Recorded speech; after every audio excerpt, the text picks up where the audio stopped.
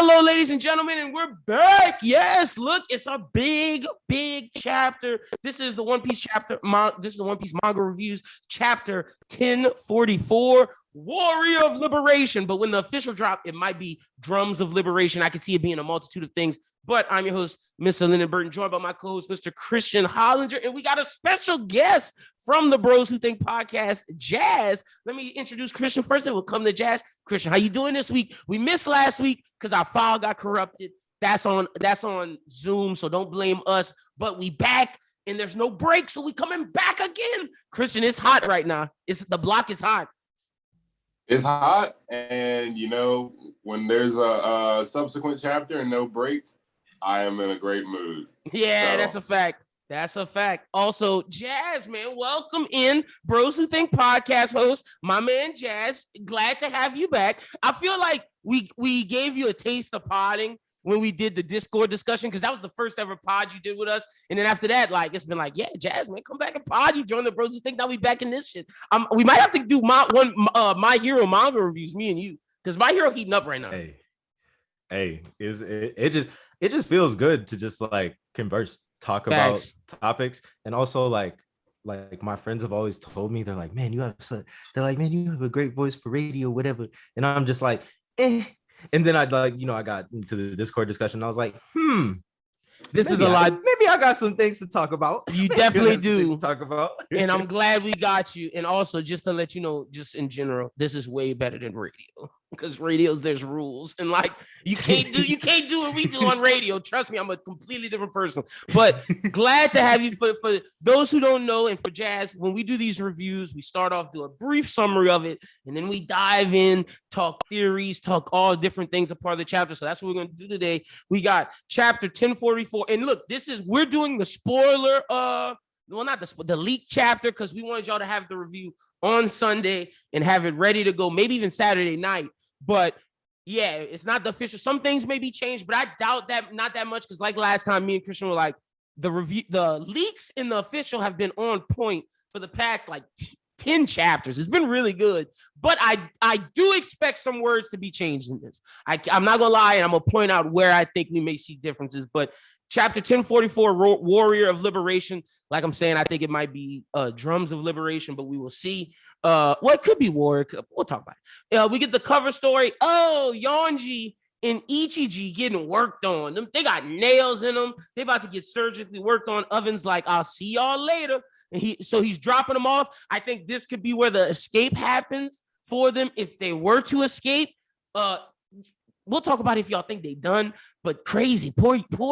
Well, like I said in my TikTok review, can't say poor them. Them fuck niggas get what they deserve, but damn, I feel for them though at the same time, because fuck Big Mom's family. But next up, we start the chapter off with fucking Zunisha talking to Momo, our man is here. They're like, what? Luffy's Joy Boy, huh? And then we cut to Sanji, Kid, Law, Hurogoro, wait, Luffy's alive? This is Luffy? Crazy. And Marco's Straw Hat tells Nami and Tama to stop crying. He alive. We then cut to the Gorosei, and the Gorosei have a conversation about Luffy's fruit, which we find out it was about Luffy's fruit. Point to Christian and Lyn. Don't worry, I'm going to be counting the points where we were correct, because a lot of y'all was saying we wasn't, and I'm coming for it this week. But this is where we was correct. Right here, we called that they were talking about Luffy. It obviously made sense that they was talking about Luffy those chapters ago with Zunisha. Who else could it have been? A fruit they didn't want to awaken, hadn't awakened yet. Now is Luffy. We also called that the fruit was a mythological zone. We just didn't get what god it was correct. We thought Sun Wukong, but however, it is the Hito no Mi mythological zone model Nika. Let's see how many people get that wrong and say Nika. That's what I've been waiting for on YouTube and TikTok. I've been waiting for it. This nigga is model nigga. I've been waiting for someone to slip up. But it's model Nika, and they basically go into it's used. Well, we'll talk about that when we talk about the chapter about what it can do. But they call it the most ridiculous power in the world. We then cut to something that I just don't care about this entire chapter. I'm gonna be honest. We'll talk about this more, but we cut to Hiyori and Orochi. They do some shit, whatever. We then cut back to Luffy telling Kaido, "Get over here," with his big ass hand and pulling him up. And Kaido's like, wait, what the fuck is going on? He back on the roof, and then Kaido getting his ass whooped. And then we see my man laughing, looking good. Gear 5. Now let's finish this, Kaido. No break next week. Christian, where do you want to begin, my brother? Because we gonna point out the other points where we were right in the thing, i.e. gear. We called gear 5th.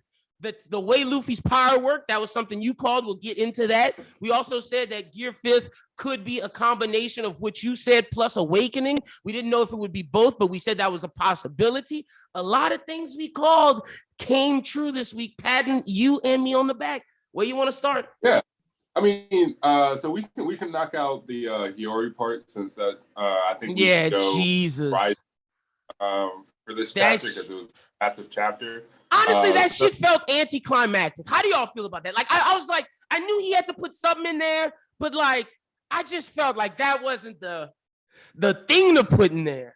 I'd have much rather learned about what's going on with Zoro right there. I'd have much rather if anything else but that, like Denjiro. You know what? I okay, look. So I didn't necessarily hate it. I really liked that panel of Hiyori. Of Hiyori, I did too. Yeah, I love that. I think that's probably like, because there's a lot of good points in this. Like, there's a lot of good like panels in this chapter. But like, I think that's like a top 3 for me. Okay. But it's like, I feel as if, and maybe I'm wrong for saying this, but I feel like this Hiyori Orochi stuff, like, I would have been fine if it was like its own chapter and it was just like mad short, because I like all the stuff leading up to it, but like how it ends, and maybe the official might change how Kanjuro said that, or like the remnants of Kanjuro's soul said that. Is he even dead now? Like, that's another thing I'm worrying about.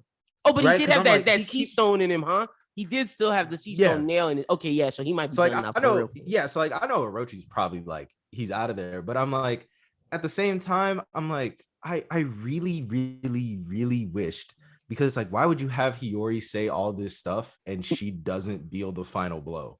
Yeah, and then like the lore with Ame no Habikiri, I would have loved to see that cut the Yamato no Orochi. Right. Like, as Christian, I know as someone who loves samurai, that's gotta like make you. And then where's Denjiro? Like, I know all of that's gotta make you. I feel like Oda forgot about Denjiro at this point. So the way I kind of viewed this is, I didn't mind the Hiyori part. I did feel like Hiyori needs to be instrumental as far as understanding how Oda has highlighted certain moments. And you guys know that I'm a very big Zoro fan. So my memory of Zoro's scenes is very, very specific to Wano. And Hiyori tells Zoro, I wish I could kill Orochi with my own hands. And Oda chooses to zoom in on Zoro looking at Hiyori. And I've used Zoro here because he's usually a good gauge, along with Luffy, of character when someone means something, especially when it comes down to conviction. Yeah. So when Hiyori said that, it felt visceral. Like, okay, if she was in front of Orochi, you got to remember, she slapped Orochi to his face and said, I am the proud daughter of a samurai. You have her declaration in this chapter where she's saying, like, I've waited for this moment for a long time. So it's very powerful. Mm-hmm. And she is the daughter of Odin. So as you were saying and mentioned, the Ame no Habikiri lore, I am a little bit disappointed if Orochi is firmly out of there at this point. But I am glad that Hiyori was the one who set this set of events into motion. I am confused as to where Denjiro is, but my take on the Kanjuro thing is... I just thought real quick, not to cut you off, I do think she did, just to respond to Jazz, because I want to see how you feel about this.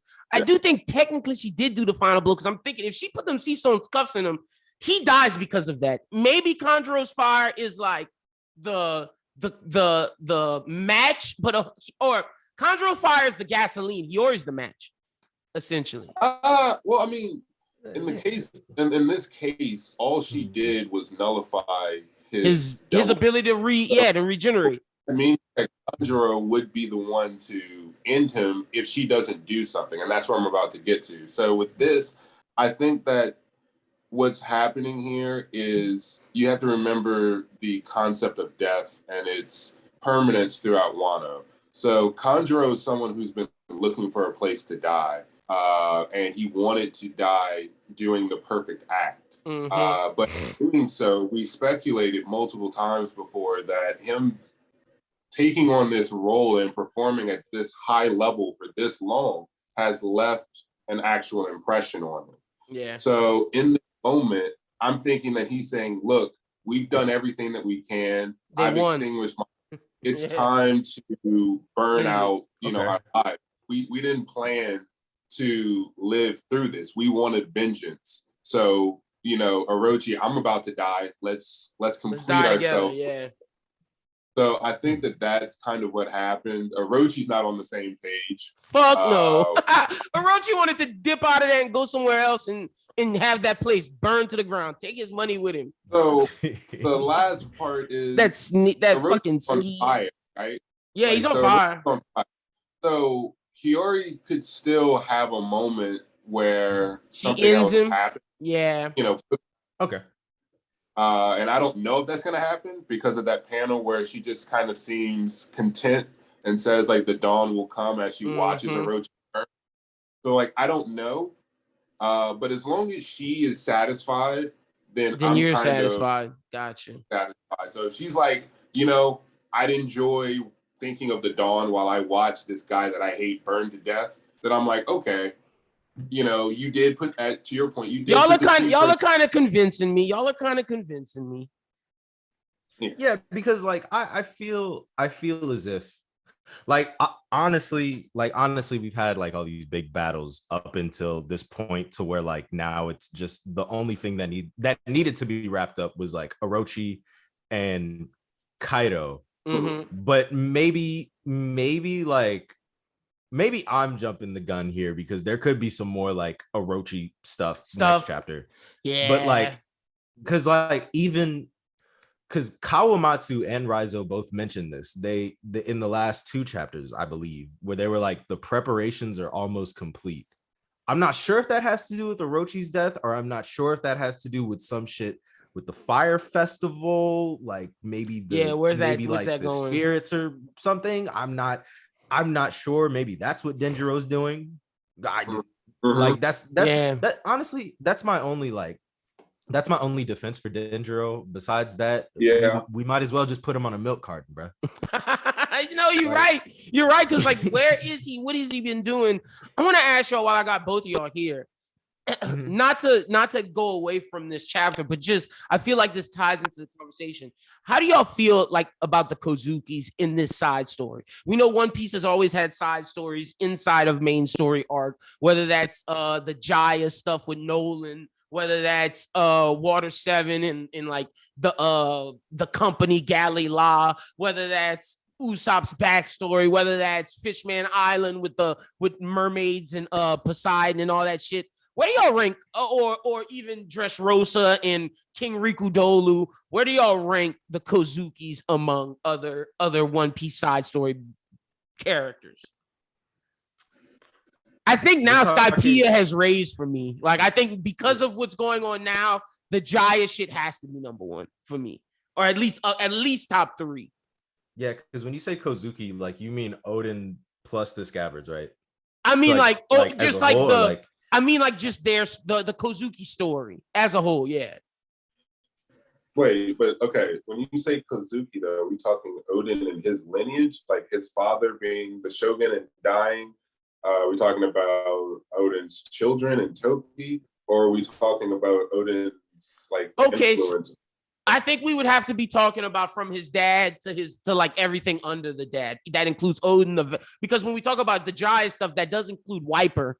So we have to include Momonosuke in this. And even though we spent more time with them because of Dressrosa and Punk Hazard, we still have to include them.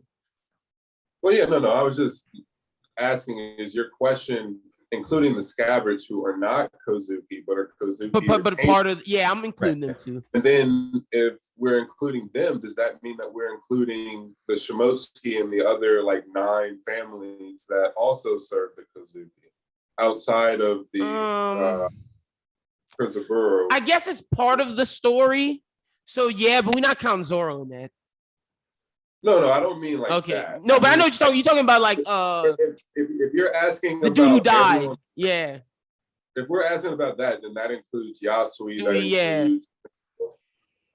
Because I'm talking about that whole. I'm talking about side story versus side story. So the Wano side characters versus all of Galila. And when I talk about Jaya and Nolan, that includes Nolan's son or his descendant that we met with them pigs and shit. Like that's what I'm saying. So yeah.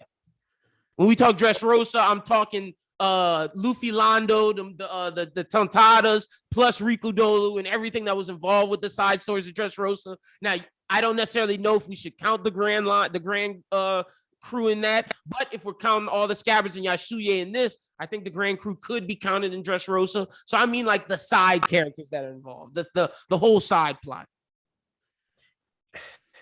I feel like this got to be top 3, huh? It's like, even though I'm a huge samurai guy, right now I don't have the side characters of Wano ranked that highly. And this, to the point that I've brought up in some other reviews, I think that this is intentional because we're not really getting Wano at its full capacity. Kaido has decimated them so long that all we have is kind of like, well, we've just been preparing for this moment. We're kind of still in shape, but we're a shadow of what we used to be, and it's like, okay, well, I understand that. Same thing for the the Shandorans too, because Wiper and them was. But I feel like the Shandorans had like a. If we're talking lore, though. Oh no, you're right. You're right. They were supposed to be bad. Yeah. For the poneglyphs, right? So then, like, that's huge. And that puts them, in relevancy with, the backstory of Jaya. But 1044 in Skypiea, like, it's huge. Yeah, no, they have to be top. Like, they got to be number 1. It has to be. So, right. Just personally for me, as it exists right now, One Piece has so many bangers that I'm saying like it's top 10. But I have to, like, it's not. That could be a separate video. That could be a separate video. Right. I just wanted to pose the question, and Jazz, we'll have you back for that video. How you feeling? Give your initial thoughts, like Christian just did. It's so hard to choose, just because like Oda takes like really good care of his side characters, even if like they turn out to be bad, because like in my opinion, and this is not to like shit on any of the other like anime, especially like the big 3, but I feel like a bad side character in One Piece still kind of outclasses most side characters. Oh, in Bleach and Naruto, both. We could say, you know what I'm saying? Both of them. because it's like, okay, like Shino, I guess who? If we're gonna Chad who? and it's crazy because Shino really the coldest person in Naruto, but that's a story for another day. But like it's like when you compare like the people of Wano to like the Shandorians, it's like I feel like Enel was this crazy like benevolent god, but it's like they kind of always had a way to fight back. And I feel like the way that Oda set up the story of Wano is they had no way Luffy to fight. So it's like it's for Luffy to liberate them. Like the Shandorians were always trying to liberate themselves from Enel because they had the means to, and they weren't fully taken over. They just had a part of their land taken over. They still could live pretty much free of them of tyranny, essentially. Whereas with Wano, like they had no choice. Because it's like Enel, you have Enel as the big powerhouse. Oh my god, it's been so long since I read Skypiea, but his like four to five officers, and then like his lackeys, as opposed to like a whole Yonko crew and then a corrupt shogun. Yeah. And then Smile Fruits on top of that. Which I want to talk about Smile Fruits because I think it's okay. That makes Wano so much better when we talk about like Joy Boy, but we'll get to that. My bad for cutting you off. I just want to point that out. No. So it's good. I mean, like, I like it because it's like a story about perseverance, and will is such a big thing in One Piece. So the fact that like their will wasn't broken for like 20 years, I mean, like most of them is good, but like Christian said, I'd have it top 10. Like it have we're to gonna be have like to make a side video because I just thought of Toddland. Yeah. Like, where do you put Toddland in all of this? Like, is that the Vince Smokes or is it Big Mom Family? Or if we're including both, then goddamn. Right. So yeah, we'll definitely make a video about this in an off week. Whenever there's a not a break, this will be the first video we make. So all right. Where we want to go next, Christian? We talked Hiyori, where we going? I mean, look, so at this point, I think that we can just kind of go chronologically and then skip over the Hiyori part since we did that, because it's essentially chronological from that point. Gotcha. So starting with the cover story, just real quick, I think that this is all pointless. Like, I think that the point of is that they're going to see that Judge's science is just superior to them, so they're not going to be able to like do anything really. I totally forgot about that until you just said that. When I was talking in the summary, I was like, oh yeah, these niggas might be fucked. Maybe I thought maybe the nail did something, but you're right. They did nothing about to happen to these dudes. Nothing's about to happen. They're gonna end up escaping at some point. But nothing's gonna happen. So yeah, let's just hop into it. Bro, okay, so seeing the black sparks and Momo and everything, I'm like, oh shit. All right, bet.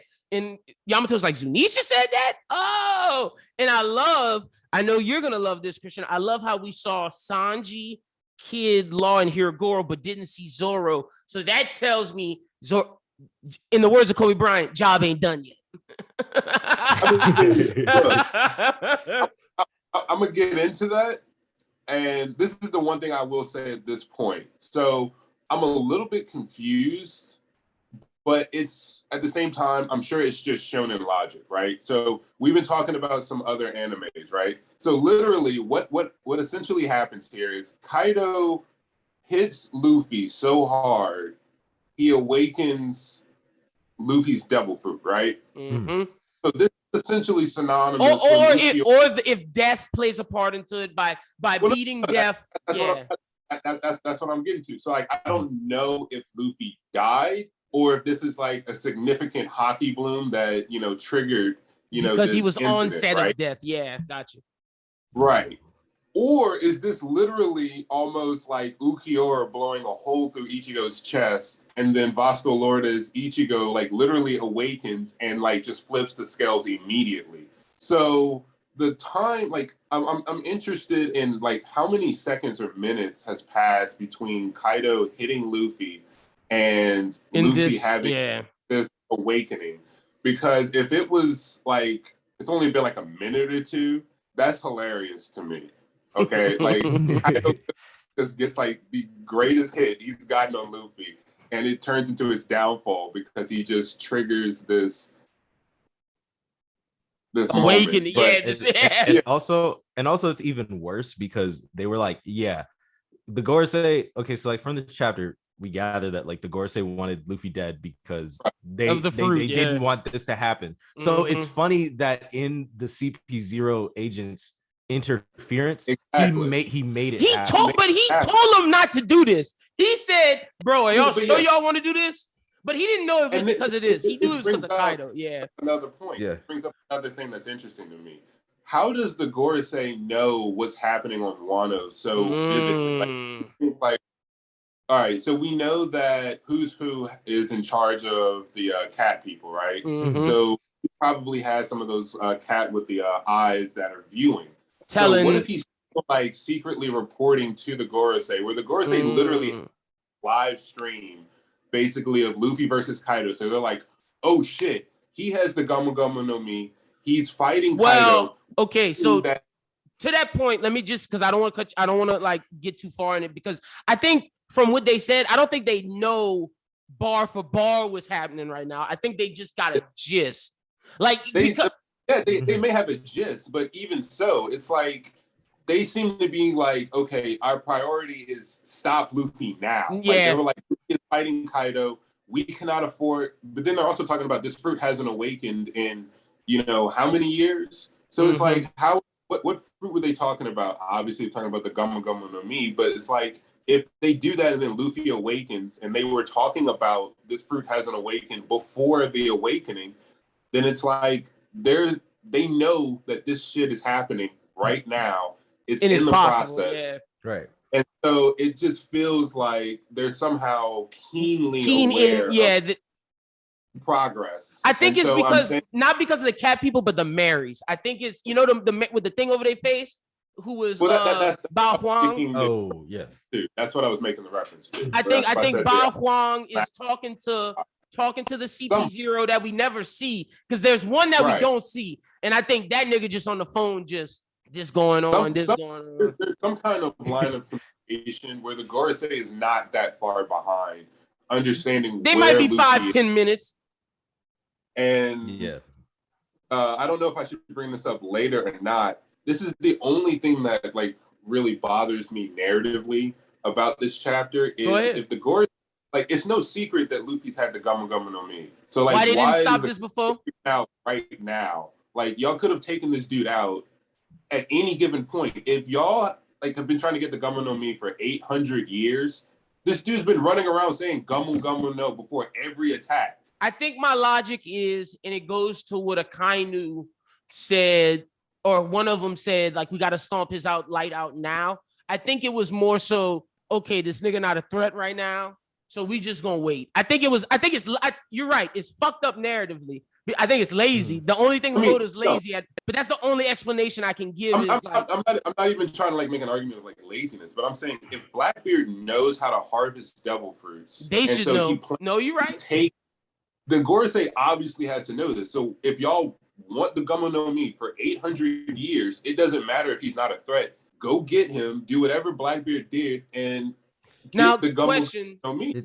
Do you think that they think that if by doing that, because we don't know how Blackbeard does it, let's say it kills the person taking it out of him. Do you think by doing that, they're scared that they would have awoken it? Because if these fruits have a mind of its own, that Luffy's thus in danger, so now we have to awaken. So now it awakens. But that's where we get into how this chapter firmly handles Nika and it not being a reincarnation. Yeah. This is not like Luffy being, influenced by Kurama. Yeah.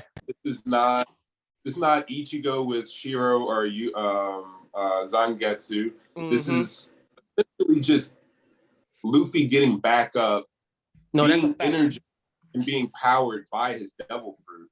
And the devil fruit itself is something that has, I guess, been passed down to people who have mindsets similar to Luffy. So Luffy fighting in Gear 5th is based on his experiences with Gear 4th and everything else. Meaning, if they would have killed Luffy and quote unquote the Gummo Gummo no Mi would have awakened, it would have awakened a Luffy who doesn't know how to use his gear. Anything. So no facts. It would have been inconsequential. Like, yeah, he'd still probably have like Rubber World, but he wouldn't know what he's doing. True. So they would still be, beat his ass pretty easily. Not to mention he didn't have hockey for half a long time. Series. Yeah. Like, no, that's a great point. That's a great point. And for me saying that was just me playing devil's advocate, but I do agree with you. That is like the only flaw narratively. Tie in like Shanks, like what did Shanks do? Okay, now wait, Shanks. He has the Gummo Gummo no Mi. Like if it was Shanks, I'm saying it's like they should already know this. So it's like, what did Shanks snitch on? Hey, by the way, that devil fruit that y'all wanted that I stole, Luffy has it, but y'all should have already known that. You might as well do the Shanks thing now because I have a theory. Yeah. My theory with Shanks is that Shanks did not go to the Gorosei to talk about Luffy. Like I'm dead. I don't think that. I think he went to the thing talking about Blackbeard. I also don't think Shanks knew that this thing was Nika. I think that Shanks knew this. This is what I think Shanks knew. I think Roger told him, hey, we got to get Joy Boy, the gum fruit. You got to give it to whoever you think is my successor, i.e. he was going to look for Ace, which is why he went to the East Blue. I think when he got there, Ace was not there. He said, fuck. He heard Luffy say something that reminded him of his captain. was like, hold on, let me stay around this kid, observed him, and was like, I'm gonna place a bet on you. I hope I'm not wrong, and I hope I didn't just give it to you and not my captain's son. Thus, when he meets him later, that conversation of Ben Beckman, like, you should have been a revolutionary, or you weren't meant for this. It means a lot more like, oh, I think Shanks made the right choice in not giving it to you and giving it to Luffy. That's how I feel about all of that with Shanks and the gum fruit. I don't think he lied to Luffy like people said. I think because the Gorosei changed it in the encyclopedia, that's what he thought it was, and he was just following his dead captain's orders of go give this to my son. It will bring upon Joy Boy. I don't think he knew what it was. I just think he knew what I just said, per se, or some way along those lines. Also, what else was I gonna say? Damn. Hold on, I don't want to lose it. Also, to the other point of just Shanks in general, I think when it comes to to the devil fruit thing, when people are saying Luffy should have known what it was when he ate it, that's not necessarily true, because I went back and looked at the SBSs, and Oda said the way people find out what devil fruits are is through the encyclopedia, the name of them. They know what they can do physically for the most part, but they don't know the name. The name comes from the encyclopedia. That's how the Gorosei was able to change it. He definitely said that in the SBS, in like a SBS in Water 7, whatever SBS follows Khalifa and oh boy getting their powers for the first time. And then if you think about that notion, you'd only really need the encyclopedia if it wasn't like obvious. Like if you eat the meta no mi, you turn into a flame. So you know what you are, right? Right. You have like Lucci's devil fruit. You turn into You know what you are. So that's only really necessary for Blackbeard's fruit and Luffy's fruit, essentially. Yeah.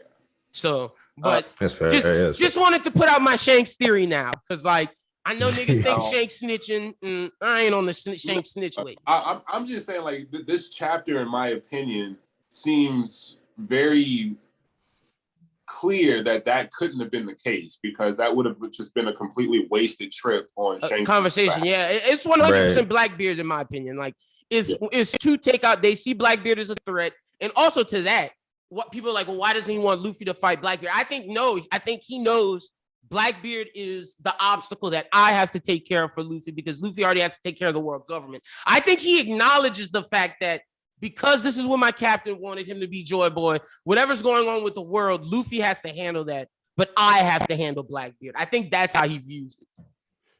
I mean, maybe. That's headcanon for sure. That's just a DeWitt's theory. I will say this though.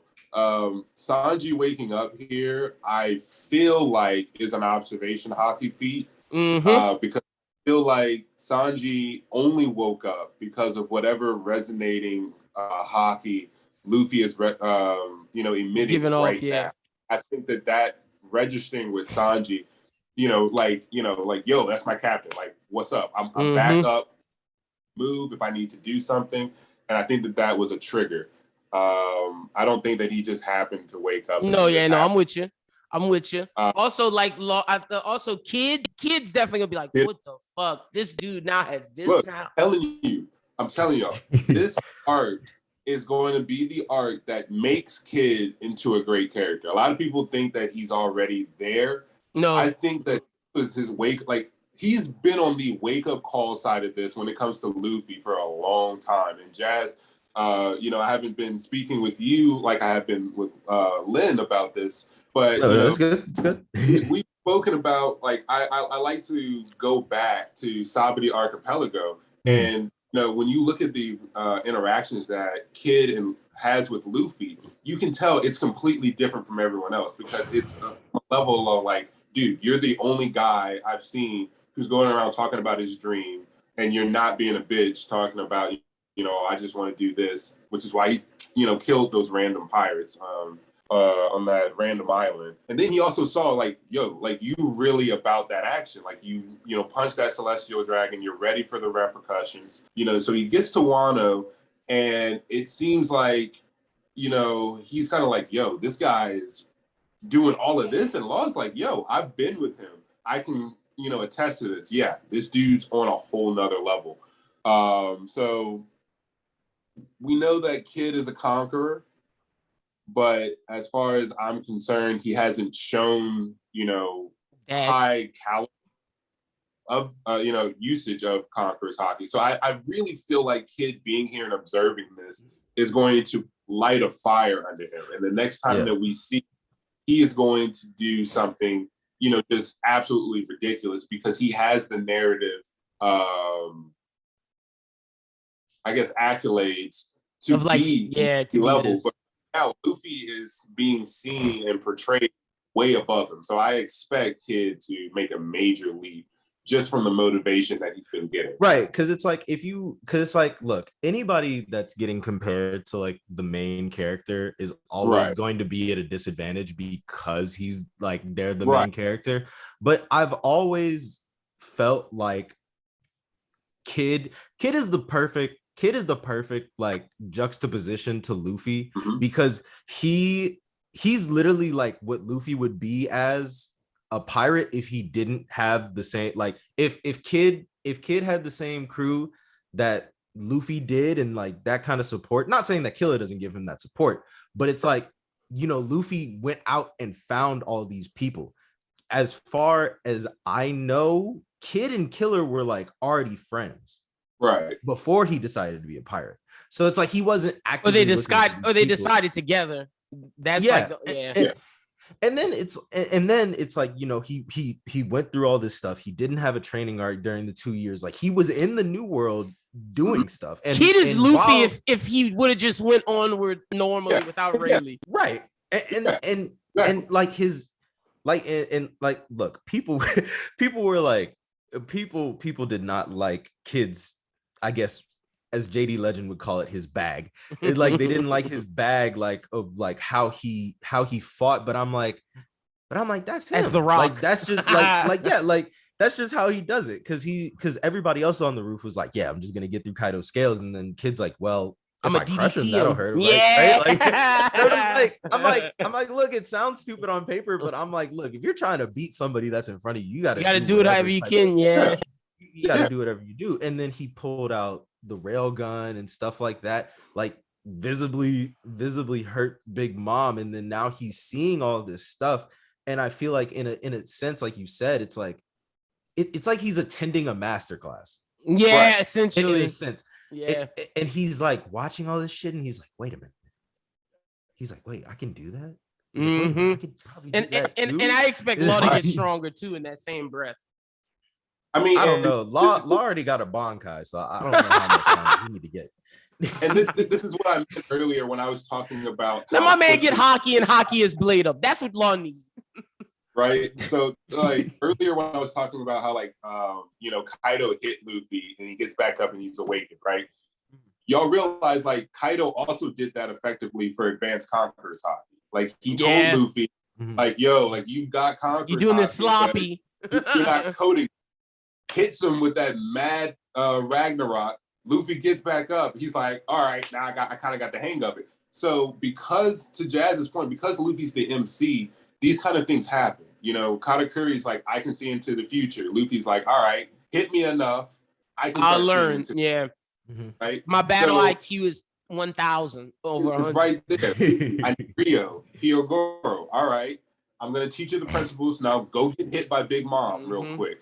All right, now you picked it up. Go practice it a little bit. So Luffy's going to kind of get these things immediately. We can't expect Kid or Law to, get that same kind of progression. Especially when people get to their peaks in their 30s. Like these guys are only 20, 20-something. Right. So because of the way that I believe that Oda has chosen to portray Kid, I believe that literally, even though we're not seeing it right now, the next time we see him, he probably will have multiple things. I'm not saying he's going to have like future sight, but I wouldn't be surprised if he has advanced conquerors. Yeah, that's what I was thinking. I wouldn't be surprised if he starts like coding his punk metal forms, or have two railguns going off at once, or multiple railguns. The way that like Luffy uses his Gatling or his Gear 4.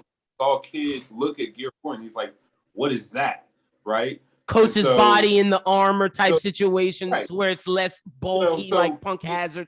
I can see him putting lasers on the armor, like where he's Iron Man essentially. We were thinking Magneto, he could become Iron Man.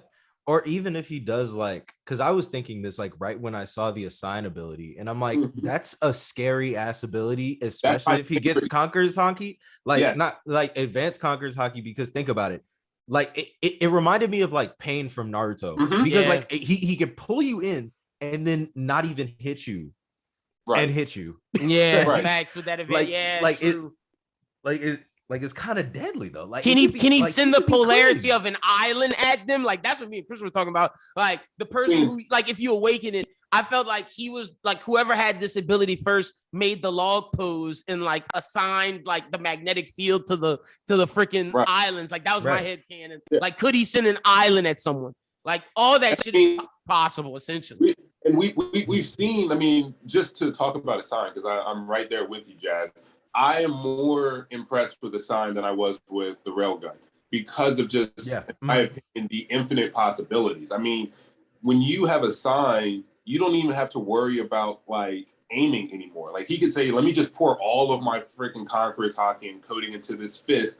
I know it's going to hit you. I can throw it, you know, in the opposite direction from you. But because of the polarities, it's attracted to you. Yeah. The attack going to land. There's so many things he could do with that. You know, if he assigns something to the bottom of the ocean and then assigns you with something, and he's fighting against the devil, what are you going to do? You're attracted now to the ocean. Like, unless PG and you can freeze the ocean or something and stop yourself from falling, like, there's so many things. So anyways. No, that's a great point. I just get this point that kid's going to just be crazy because he's watching the MC in his bag and he's highly attentive. Last chapter, Law and Kid looked like they were about to pass out. Okay, we're here. What is going on? They felt that it was like, whoa, let's wake up. Law's probably like, here it is. Here's the D-Miracle. This is what I've been waiting for. I partnered with this guy for a reason. I put up with their bullshit for a reason. This is why I'm the smartest in this fucking story. I told y'all. I'm telling you. I'm a little bit surprised to see Hyogoro's still up because I thought his ass was dead. Well, not dead, on the brink of death. After the Frost Oni plot line, I thought his life was going to be extinguished. He seems to still be going pretty hard. Marco with Nami and Tom is just great. That's great. Now to the Sun God Nika stuff. If you go back to Skypiea, I want to ask y'all. They said there's the god of fire or the god of the sun, and they talked about the god of the earth, the god of water, and one other god. Do you think we're going to see those other three gods? Hey, look, the god of the rain has to be dragon. Or like he has to have a mythical fruit that like deals with rain, because I'm like, okay. Or is he the god of air? Is he the god of air? Either or, I'm cool with it, I guess. He's held so much significance in this story for us to not see him and him not have a busted devil fruit or like a busted power. Yeah, no, you're right. But I just don't understand. I don't really know who the god of earth and the god of the forest could be. Is Earth going to be Blackbeard because of the earthquakes? I don't know. Like, it's so because this has me questioning things, because I'm like, okay, if we were in this for like 1,043 chapters and we didn't know what Luffy's fruit really was, do we know what anybody's is? Like, I'm like, shit, Buggy might have a mythical zone fruit. Who knows? But I'm just like, somebody. I just want to bring that up. That could be a video for another time. But I do feel like someone, like, they're gonna have other people. I assume by the time of the final war, if they already made references to these ancient gods, and they're definitely gonna show up. And it's definitely going to be revealed. And to Jazz's point, you're not the most wanted criminal in all of history. And you're not like completely busted. Yeah, because I'm not saying like he has to be like this amazing fighter, like on par with Kaido or whatever, but like he has to have some type of like that makes him wanted, devastating power to, and the knowledge to also be like this person that the government's like, hey, we gonna give you a crazy bounty, and I don't even think we know what his dragon's bounty is. No, we don't. We don't. So We that just know hypes he's him the up most even wanted more. man. That's all we know. The thing about Dragon is that Dragon is literally adjacent to almost every power system that we have. Like you could say Dragon's influence is equal to the Warlord's influence. You could say, he's threatening the entire world government. I don't even know if we know how big the Revolutionary Army actually No, we don't. So Right. it could be almost half of the Navy, The world, if not yeah. more than that. He's going around liberating parts of the People, world. especially with Bello Betty's power, he can have like millions. I mean, so we're talking about, okay, so now he's adjacent to a Yonko, essentially. Then he doesn't just sit on a specific island. This dude's apparently super mobile, and the Navy can't capture Pinpoint him. Yep. Smokers seem to have been like wigging out Terrified. whenever it happened, because it was just like, I mean, we've been looking for him. Then you just show up and stop me, and then And you don't even try to disappear. fight him. Yeah. No, like. So That's he's a good literally like, they don't keep him or talk about him when they say like the three powers, but it's like you can say like the three powers, and then like Dragon is literally just adjacent, and you could say he's equal to. Doflamingo counted him. Doflamingo was like them revolutionary, like smart man counted him. I mean, Doflamingo himself being, part of the Celestial Dragons to a degree, and having the threat of knowing their, secret and being Warlord was also somewhat adjacent, even though he was also three powers. He was also somewhat adjacent. Right.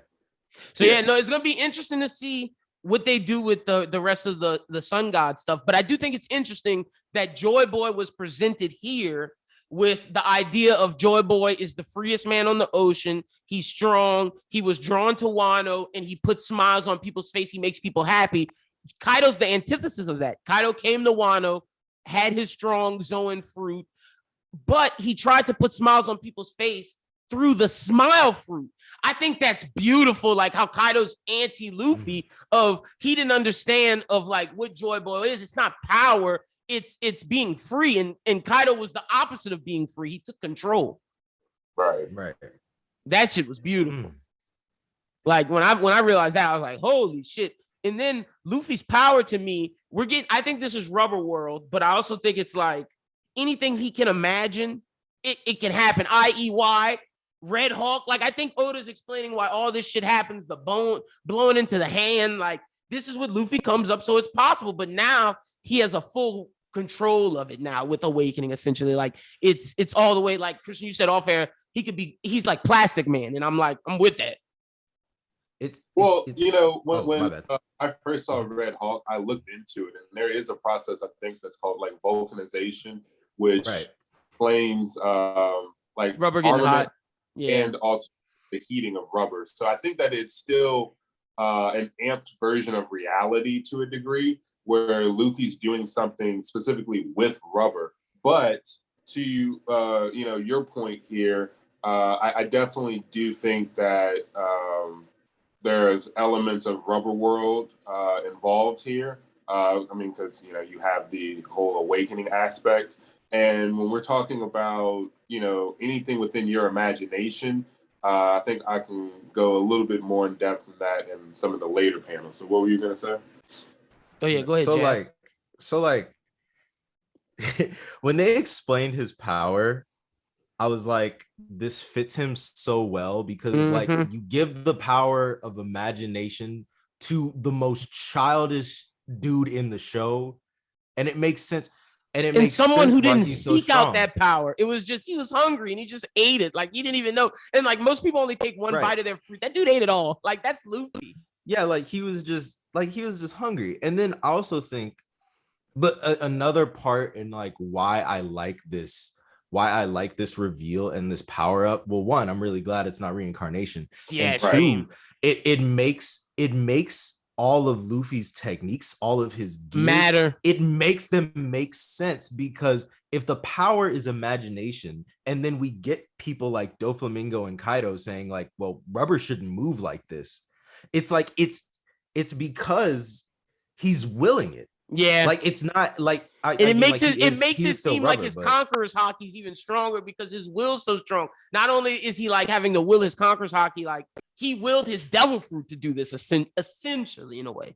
Right. And now I'm looking at, because like when this chapter came out and like it said he was the son, like the sun god Nika, the anime, I think the anime spoils. With that big punch with the big sun behind him. Yes, because I looked at that me and Christian talked about. Christian was like, "Bro," I was like, "Wait a minute!" They literally put it right in our face. Oh no, Christian was hot about that. Like I remember when he said he was like, "Bro, they had a big intake behind him." And to the Ace theory, think about Ace even more. Like Ace had the Marinome. Ace had the flame fruit. He was fire. Essentially, his final move was a big sun. Like it was fated to be Ace, but Luffy broke fate essentially. Like that's well, I mean, that guy was never the meta no. Yeah, true. Yeah. True. I'm just talking about like I guess was innuendos and irony essentially. Yeah. It's just it's like his, I don't know, man. Hey, look, I just like Luffy. That's my Nika. You know? Back off of that, to me, this also, when you talk about imagination and making things possible that shouldn't be possible, this retroactively goes back to Skypiea and explains something that is one of my favorite Luffy moments, and it's him effectively bypassing Enel's observation hockey by using Gamu Gamu no Boa, where he turns his brain off. I was thinking, he's just he's flopping like a piece of paper. Creativity is broken. Like he said, okay, if I can read my mind, I'm turning my mind off. Yeah, I'm still going to be able to function and move, but I will turn my brain off. Like, and that, like at some point, he can turn his brain back on. And it's like, what kind? Like, where do you have to go mentally and to that be goes, like, oh, my brain off? To that point, let's push to Water 7 or Innie's lobby where whatchamacallit, Lucci was like, "Oh, I see when you're doing this gear second, you're also turning your organs into rubber, which allows everything to move faster." Like, how can he do that? Like, that's this. Yeah, right. It makes sense. Like, and then you have other moments where I said that if you watch Luffy's battling style, he's very inspired by other people. So like that goes into like the notion of anyone who's a creator. You understand that there's really no new thing. You know, we're all inspired by something and then we make our own spin of it. So Luffy sees how Bellamy moves, and what do we see later? We see gear second, and we see that Luffy's legs almost look like springs at some point, true. Right? We see the way that he's moving in Gear 4 Snake Man and Bound Man now. Thanks to Katakuri. Probably him being like, okay, I've seen Bellamy's movements twice. He uses springs, rubber's like spring. Seeing Doflamingo fly, seeing Katakuri. Right. No, you're right. All of these things, so he's able to emulate it. You know, perhaps he figured out, well, I mean, this is actually probably not right because he should have been able to do this over a 2-year time skip. But I was saying, like, if he saw Geppo and Skywalk, we know that he learned Gear Second movements from Saru, from the CP9 battlers, or combatant. So you know how he can fly in Gear 4 Bound Man.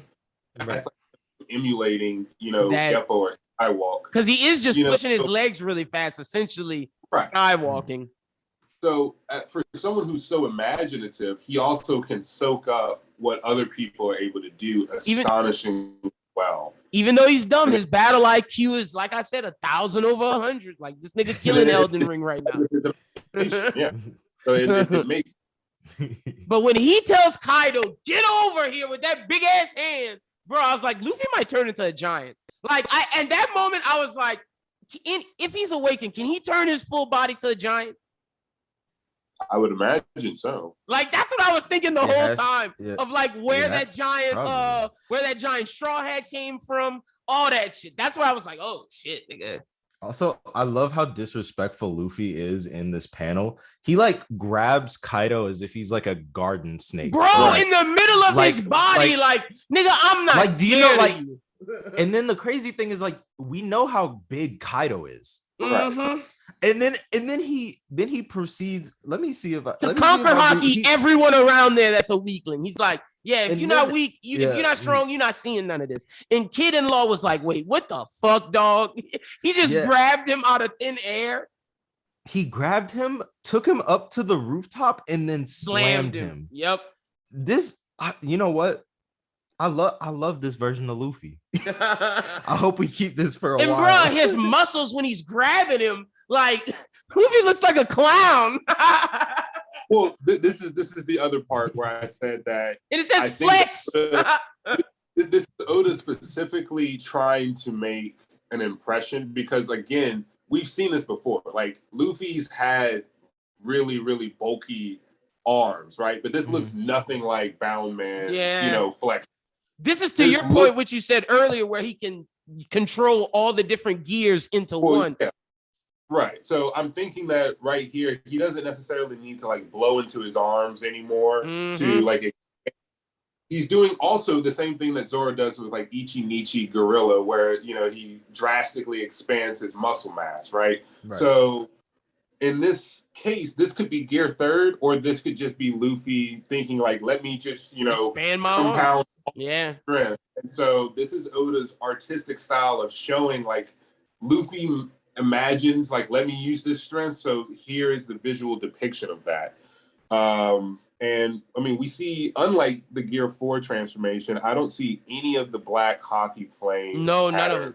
So this anywhere is just him, on Luffy. Like this is just him like in pure base. Essentially, Gear 5 is base form with just like a Kaioken over it. Look, as a Dragon Ball fan, I call this basically just Super Saiyan Gear. Super Saiyan Gear 4. Because I mean, when you look at that final panel of Luffy laughing, he still looks to me the most like Snake Man without a hockey pattern. But that's base Luffy sitting there like just laughing. But no, that's what I'm saying. It's base Luffy, but you look at his hair. His hair looks like that. Yeah. No, for sure. It's just black. Yeah. So it looks like black flames whenever he's in Gear 4 Snake Man. Now it's it's whatever like yellow, color. huh?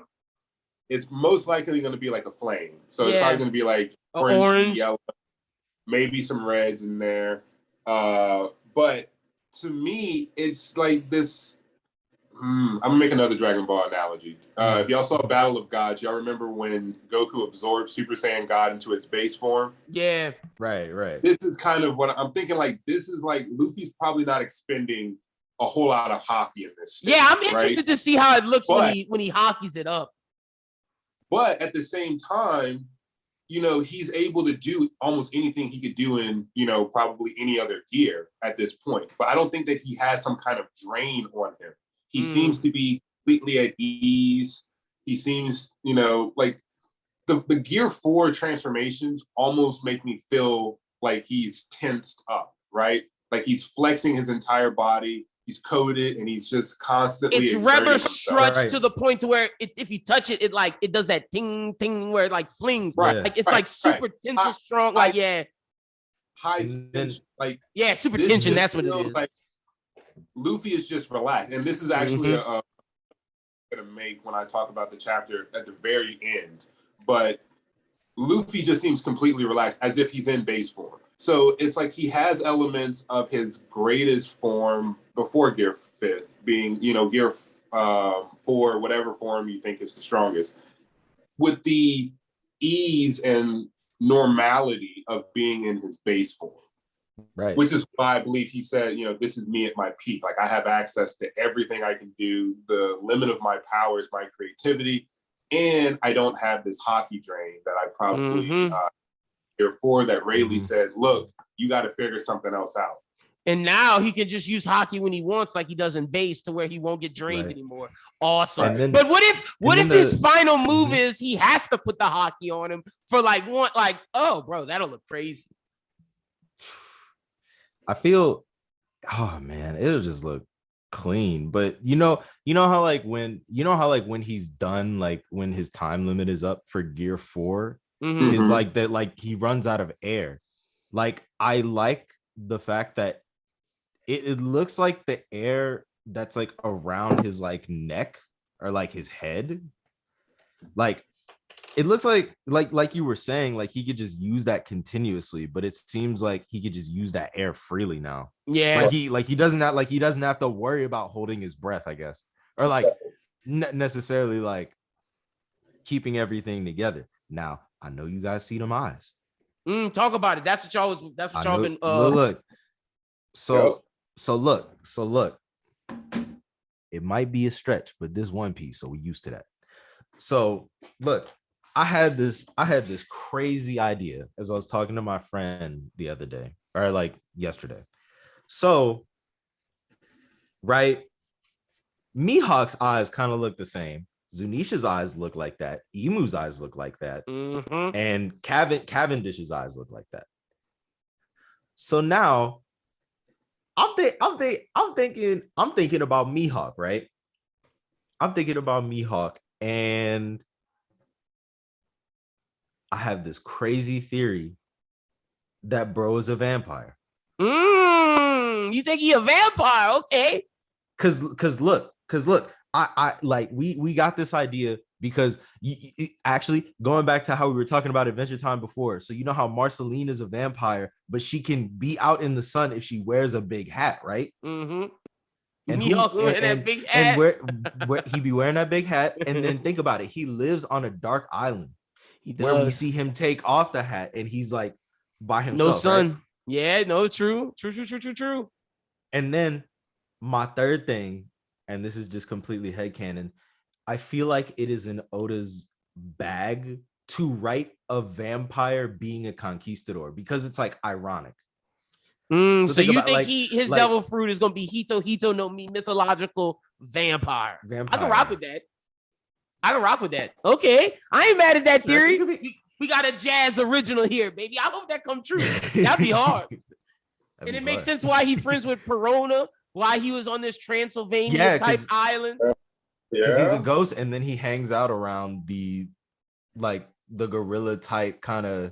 Because they're not they're not like, normal gorillas. No, right. That's interesting. I like it. I like that. I don't know. Hey, look, I do think the eyes matter. I do think because they're the only people with them. Christian, you had a theory for the eyes? Not really. Not in this instance, because I don't know what Luffy having these eyes means with the connection. Because I don't know how Hakuba steps into that. So it's like Cavendish's eyes are normal, but when Hakuba takes over, he has Hakuba might be a demon. So it's like, okay, and I'm with that, right? Okay, so then you can say okay, but then to Jazz's point, I'm trying to see that because I buy that, right? So then it's but does that mean that Mihawk ate a devil fruit and he awakened it? See, that's the only spotty. It is a very new theory, so I gotta find proof. I gotta find evidence. I also and he might not just use it. I mean, that's what I'm saying, but there's no proving that he hasn't he doesn't have one, right? I don't think right, because I don't think we've ever seen him submerged in water. He's always on his boat, right. And he's chill, but I think that's because he knows nobody's strong enough to knock him off the boat. Exactly. So and so it's okay, if that's the case, and doesn't his boat kind of look like a casket? Or his boat looks like okay.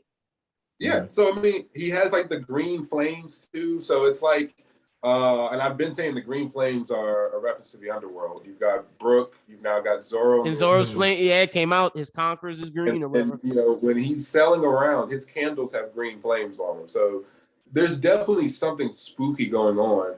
But then I can buy that because I could buy that Zunisha could be a freaking human who ate a mythical elephant devil fruit, right? Oh, bro, we've been saying, or she's an elephant that ate a myth, something, something. Right. Mm-hmm. So then it's okay, well then Emu having a devil fruit, that's easy to buy. Right. So, and then Cavendish again, we haven't seen him submerged in water either. So there's no proving that he doesn't have a devil fruit. And that's what Hakuba is. Hakuba might be the devil fruit, the yokai that Hakuba represents. Right. Ooh, wait, and then another point. So when Mihawk was when the world government was after Mihawk, and he said, it's been a while since if I remember how he said it correctly, it's been a while since I was on the opposite side of the hunt or something like that. Right. And so like that makes me believe, I'm like, like he probably used to do this like that. Yeah, Like, no, for sure. I'm like, I mean, you look at his actions, like he picks out his prey and then Yeah, he he stalks. That's really all he wants too. Like he's not even greedy about it. So like you think about like Don Krieg. Don Krieg apparently pissed him off, but it's like Mihawk was like, all right, I'm just gonna slaughter your fleet and then I'm just gonna like dip. Like, and if Mihawk is in the new world, why was he just all the way back in like the East Blue? Probably because like a vampire, like once he sets his targets on you, it doesn't matter where you go. I'm gonna come up behind you, do what I want to do, and leave. right. When he was at Marineford, he did whatever he was contractually, obligated to do. And then left. When Shanks showed up, like, well, I'm just not in the mood for that, so I'm gonna leave. He's very picky like that as well. He has this sense of like time, like you said. It's been a while since I've been on the opposite end. He told Zoro, look, no matter how long it takes you, I will stand here at the top waiting for you to come back and challenge me.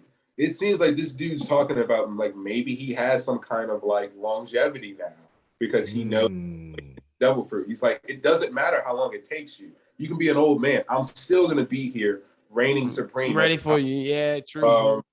There's so many ways that you can reinterpret if it's revealed that Mihawk is actually Dracula Mihawk. Oh my God! Wait, that's his first. That's his first name. Yeah, that's his first name. So it's like Dracula. Oh my God! Yes. And that'd be hard. Wait, and then even when he went to go visit Shanks on that island, they were in like a dark place. Yeah. Like they were in a shaded place. Yeah. And he has a cross for a sword. Yeah, no, there's a lot of shit. Cross on his neck. And he carries the cross. Ooh, wait. What if he just has the cross on him as like a limiter or some shit? That'd be hard. Any way you do it, that's why I said I'm with that.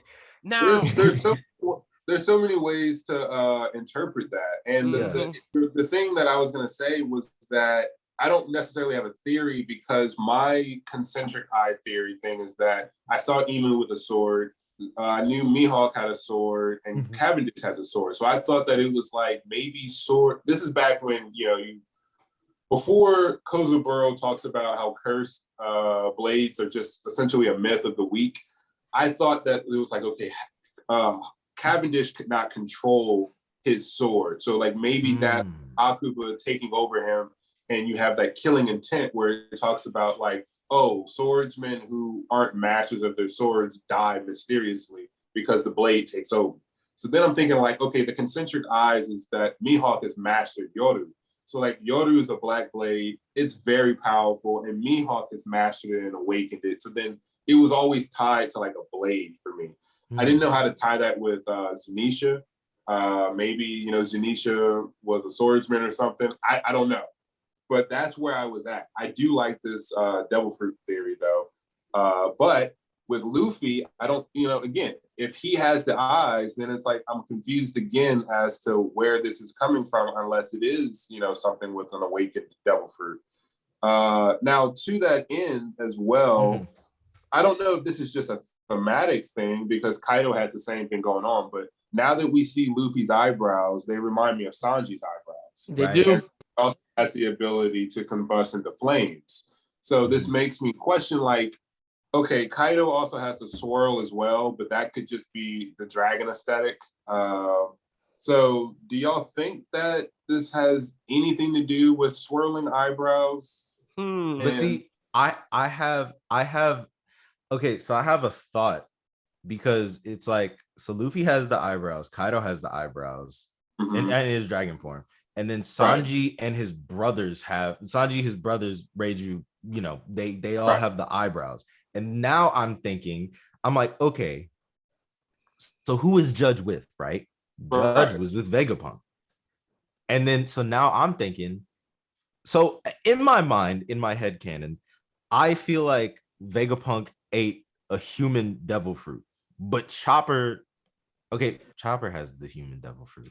Maybe he ate like a different devil fruit that it made him smart. Probably it quadrupled his like, intelligence because Chopper's really intelligent and he only ate the fruit because he and he the was normal human fruit. Yeah.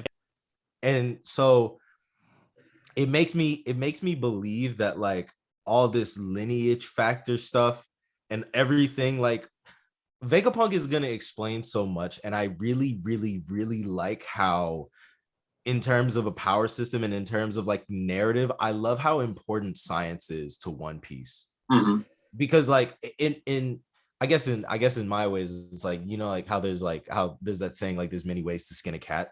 Yeah. Right. Or like probably another animal I'm thinking about, but like it's like there's so many ways to like do a certain thing, but like then again, Luffy's eyebrows could also just be like a callback to like the swirl in the Gumu Gumu no Mi, but like every devil fruit has that like swirl in it, and not everybody has it. Yeah, like, no, that's gonna be interesting to see. However it goes. It could just be an aesthetic thing too. That's true. Like Zoro's eye, like we will find out if that's just aesthetic or not. I know my man waiting for that. Well, this is the thing. So, like Daz's theory, I like that to the point where I've kind of dropped my own, because my thought was that if Zoro opens that eye, it would be, you know, the concentric circle eye, which would be that he mastered his sword.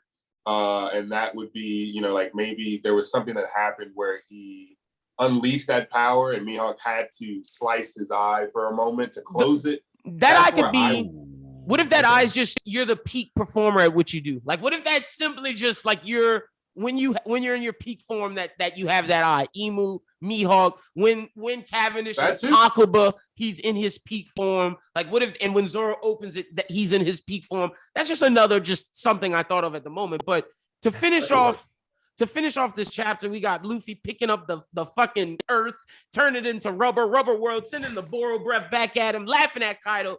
Bro, it's how much more, and I want to finish it with this. How much more do we think we have with this? Because I feel like Luffy about to beat this nigga. And I feel like it's time for flashback Kaido move. I feel like it's time to go to flashback Kaido. I don't think he is going to be like with Katakuri, where he figures out Snake Man and it's like he may lose again, like, and he got to recharge his hockey. Like, nah, I don't think he about to. There's no recharge after this. This is it. Because I feel like Kaido still has a lot left in the tank, though.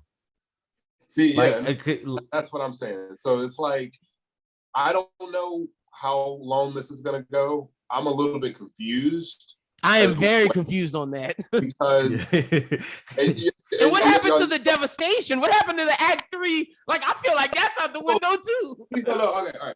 So this is where I'm going to bring this up. So my first interpretation, at first, I thought that this chapter was just all right, I'm going to be honest. I just thought it was just all right. It very quickly escalated, and I reread it, and it got better to the point where like now I'm at like a solid 8.5, 9 out of 10. But it was first at like a 6, and then I thought about like the meta of what Oda did, though, right? So like Sun God Nika is supposed to bring smiles to everyone, right? It's supposed to liberate you, right? So when I read this chapter, I definitely smiled. So it's like Nika brought a smile to my face as a reader because he made me laugh, right? So it's like, okay, Oda accomplished that goal. And then 2, one way of looking at it, in my opinion, this chapter like destroyed all the tension that Wano had built up. Like, I am like, at this point, I'm like, no one's really died yet. Luffy's laughing. He's about to beat the crap out of Kaido. You know, so it's like, where'd the tension go? Like, is the island still falling? Like, no, the island still has still falling, but it's this chapter doesn't make me think about the impending doom. Like, I just feel like everything's just all great because Luffy's about to just do whoop his ass. Right. Whoop his ass. Probably come up with some creative way to, like, you know, not let the flower capital get destroyed or whatever. Like, my first prediction of turning it into Rubber World and bouncing that bitch up. So it's like all senses of and I didn't think that one was gonna come true in this chapter. So like another way of saying that is like Sun God Nika freed me of the tension that I had, right? Like, that's hard. Okay. I like it. From feeling like there that's was really hard. So I was like, okay. Like, especially when you look at it as Kaido's the opposite. Like, oh, nigga, that's hard. So when I thought about it from like that perspective, I was like, okay, like that makes a lot of sense. But then if you remember our previous reviews, I was like, well, there's plenty of times where I said, okay, if Luffy is able to contend with Kaido and hybrid in his base, then he should definitely be able to do some major damage in Gear 4. And we did see that, right? This is a higher level than that. Kaido has a higher level than that. But then I said, okay, is Oda really going to allow Luffy to overwhelm Kaido's his saying of bet on Kaido 1v1 when he just had Law and Kid 2v1 at Yonko? So then I'm like, okay, the narrative between like Luffy looking like he was knocked out and out and Zoro looking like he was knocked out and just out for the game and then they get back up seems to be the narrative plot line here. So then I'm thinking, okay, he's going to have Law and Kid versus Big Mom, and then inevitably at some point Luffy and Zoro versus Kaido. So I'm like, okay, can you just like show Zoro so we can know if he's out or if he's back? Like, I don't think that like Luffy needs Zoro's help at this point. You know what I mean? But it would be necessary to know because like you don't show that shit with the Grim Reaper and not have something coming. I mean, and that's what I'm saying. So it's like you put up a whole plot line where if you wanted to say, okay, Zoro's going to succumb to his wounds and he's just going to be out for a moment, then you could have just left it at Zoro being passed out or he fell off of Onigashima and they have to go and reclaim him later or something. But regardless of that, you know, I still believe Zoro's going to get back up. So this is leading into what I believe is happening right now. Luffy talked about this is my final Gear 4 before he got hit with the Drunken Ragnarok, or what was it that Kaido hit him with? It was something Ragnarok. Was it something like Ragnarok? I think so. Hold on, I'm gonna look it up real quick. Give me a sec. I'll look it up. But you can continue while I look it up. But yeah, so what I was saying is if Luffy was about to essentially run out of stamina right before Kaido causes his awakening, then effectively in verse, Luffy's probably on a high right now, right? Like this Gear 5 came after he was exhausted. So theoretically, my only other interpretation of how we're no name attack. No name attack. Okay. But we know that it's up there with the Drunken Ragnarok because he was drunk. It is a majorly Conquers hockey, you know, major hockey league. So we know it was up there. But the point is that if this shit is happening, then I think that this initial Gear 5 is Luffy essentially having almost infinite stamina for the length of Gear 5. I think that Gear 5 itself may run out just because this is Luffy's first time doing it. Gotcha. Asta and Libe, you know, finally unionized. They said, okay, well, Zoro got to handle up. While I see where you're going with this. You know, Naruto and Kurama linked up. I'm not saying Joy Boy and Luffy. I'm just saying Gear 5 in and of itself being this brand new thing. Stamina drain. You know, it's not even a stamina drain. It's just that Luffy's body is acclimating to this form. This is his first time doing it. Right. At the beginning of the chapter, he's like, my heartbeat is like moving differently. Like I feel like I can. Like he's experiencing new things. So but because he experienced it, he's not gonna be able to like finish it all. Yeah. This is Goku Ultra Instinct in the Tournament of Power. At some point, I don't think it's like he's stressed out, like he's burning his hockey reserves. But when Gear 5 itself runs out, then you get back to a Luffy who said, "This was my last Gear 4." I'm out of it. So if he does not finish Kaido, and to Jazz's point, Kaido still has plenty left in the tank. Then it's like at that point, that's when we get Luffy and Zoro to finally finish. And to tie back, what my last point on that, to tie back to the main opening boiling stuff, we saw Kaido's head beheaded in the anime. I mean, you see where they showed his skeleton. So I'm just throwing that out there. For that brief flash when Luffy hits Kaido, it shows the vertebrae and Kaido's dragon like spine being severed. So we did see that. I'm just saying, at some point, I don't know though, because right now it looks like Luffy's just about to just beat Kaido 1v1. Just true. Every time we see Wano, it's Zoro and Luffy holding two swords with everyone behind them in the form of like it could look like this could execute someone. Look, I'm not mad at it. Jazz. How you feel before we finish up? Wherever you think we're going. I just like me personally. I just hope Kaido gets the best treatment of a villain because, like, honestly, the way that he's been going, because like the past couple of chapters, like, you know, people have been hyping up like, oh, Luffy's Joy Boy, this, and I love that, don't get me wrong, but like if anything, like it makes Kaido's character that much better to me, because like this is the person he's been trying to be this whole time, and like now it's right in front of his face. He's like, I didn't want to win like that, so like let's go. So that shows me that like not only does he have more in the tank, he's about to try harder than he ever did. Yeah. Because his goal is like, because it's like, think about it. It's like when you're running a marathon. Now, disclaimer, I've never run a marathon before, but but it's like, you know, like when you see the finish line, it's like you're right there. It's in your sight. So like you're about to do everything you can to get there before the guy or the girl like that's next to you. So I hope we see this flashback. Yeah, his flashback gotta be key. I hope he gets awakening. Like we need to see the rock stuff. We need to see him like getting captured, the punk hazard stuff.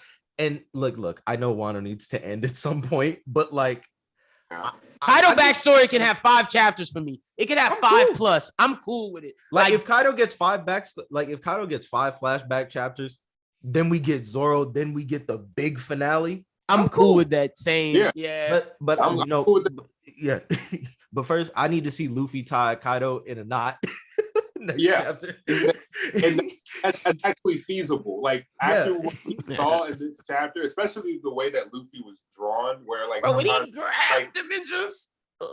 Did you? All right, so that panel where Luffy is grabbing the earth in the bottom. Look at how flabby his legs look compared to his arms. Right. So like it's drawn to a point where, okay, if you can make Kaido's eyes pop out of his head and give him like stars and stuff, he can definitely get tied into a knot. And it's like, wait, what anime did that actually happen? Someone did that. Someone tied somebody in a knot? This happened in multiple anime where you're fighting a dragon or a snake. Oh, okay. Yeah. The main character will like tie the character into a knot. It happens in shonen all the time. So right now is prime time for something like that to happen. Yeah, because like I need Goofy. Third is, right. It does that.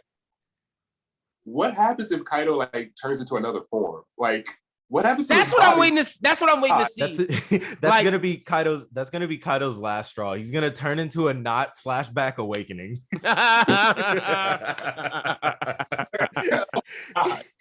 That's all. Imagine reverting to your human form and you're like a knot. Folded around. You're like, oh man, I got folded, man. Like his arms are just in a fucking knot for the rest. That'd be hard. Oh man, this was great. God. I love this chapter. Shout out to Luffy, man. Goda does it again, and we're back next week. No break. Jazz, tell the people they can follow you on social media, my brother. Thank you for joining for this special chapter. Yeah, we're gonna have you back for all the big ones because this was great. All right, for sure. Man, you can follow me at Real Jazzy Boy on Twitter, Jazzy Boy on everything else, and on streaming platforms and TikTok, Cornell D God. Before I go out, I just want to say that motherfucker who leaked Toei, we on your ass. Oh yeah, no, we on your ass. Hey, Christian, me and Jazz was talking about this. Chapter 1000 was supposed to release with this week. It would have been some special shit, bro. Like they did something to have chapter 1000, the episode drop the same week Luffy's son got Nika. I'm telling you, like, yeah. They planned for that.